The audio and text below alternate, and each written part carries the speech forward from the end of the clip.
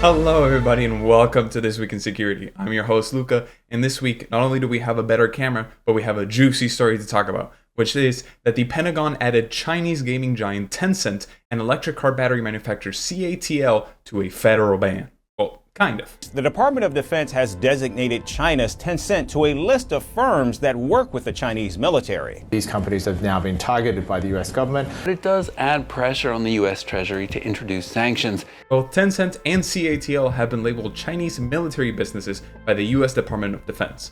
Why? Well, they keep an updated list of Chinese military companies, or CMC, and they update this list annually, with the latest version including 134 companies.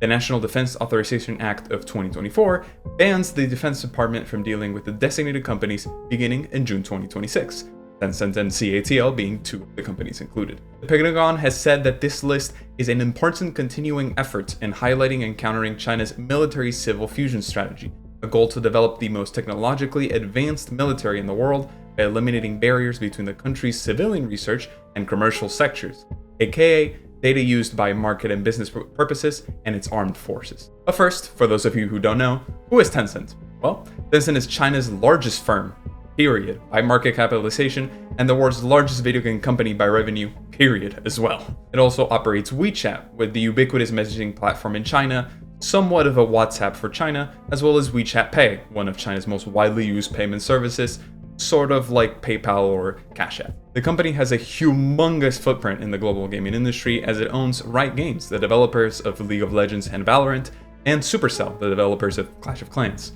It also owns a significant minority stake in Epic Games, the developer of both Fortnite and the widely used Unreal Engine used by quite possibly a ginormous chunk of the game development industry. Secondly, who is CATL? Well, CATL is number 250 on the Fortune Global 500, and is simultaneously the world's leading supplier of batteries for electric vehicles, supplying for car makers like Tesla, Stellantis, Volkswagen, and Honda. 1 in 3 EVs use a CATL battery, according to Bloomberg, meaning that their impact in the global market is humongous. This market, obviously, as electric vehicles become more and more popular, is set to grow, and CATL provides a good chunk of Tesla's, one of the biggest, electric car manufacturers in the world, and their batteries. Obviously, both Tencent and CATL denied any allegations of working with the military, but the Tencent spokesperson calling the firm's inclusion on the blacklist clearly a mistake, quote, and noting the list will have, quote, no impact on the business. Adding that we are not a military company or supplier, all quotes, we will nonetheless work with the Department of Defense to address any misunderstandings. A CATL spokesperson said that, quote, CATL has never engaged in any military-related businesses or activities. This designation by the Department of Defense is a mistake. The battery maker will proactively engage with the DoD to address the false designation, including legal action if necessary. This even got the Chinese Ministry of Foreign Affairs spokesperson Guo Jiaqun to speak during a daily news briefing, urging the US to, quote, immediately correct its wrong practices and lift the illegal unilateral sanctions and long-arm jurisdiction on Chinese companies. He also added that China consistently and firmly opposes the US overstretching the concept of national security, creating discriminatory lists under various pretexts, and unwarrantedly suppressing Chinese companies, hindering China's high-quality development. So what does this mean for Tencent and CATL? Well, with the designation, both companies cannot supply the US federal government with technology or services, just like, for example, Huawei can. The price of Tencent shares in the US dropped by nearly 10% on January 7th after the announcement, accounting for billions in losses. But unlike a sanctioning, the designation does not mean that the firm can't still operate stateside, only that it can't do business with the federal government.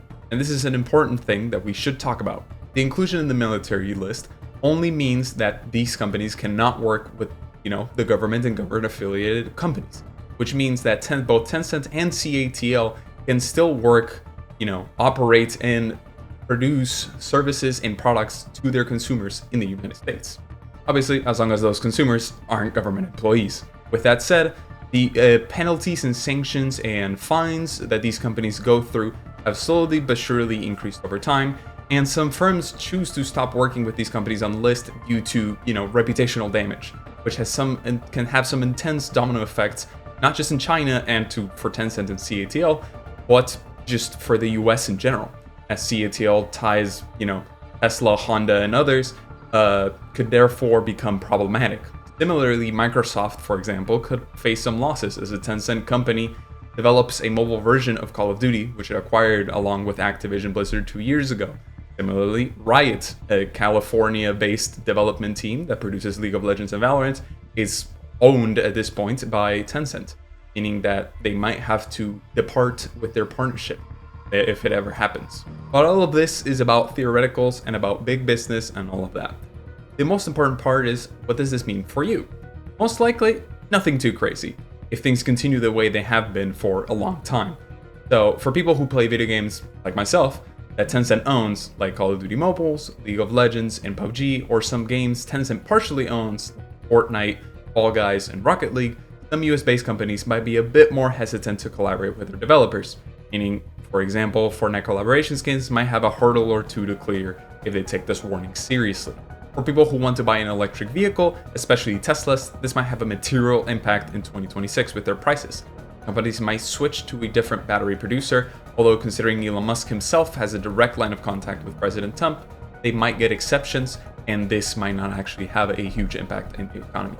Why do I say that specifically? Well, in 2021, the Chinese consumer electronics company Xiaomi successfully sued the Pentagon to be removed from the blacklist after arguing in federal court that it had no ties to the Chinese military. This was during the conservative supermajority Supreme Court under a Democratic presidency.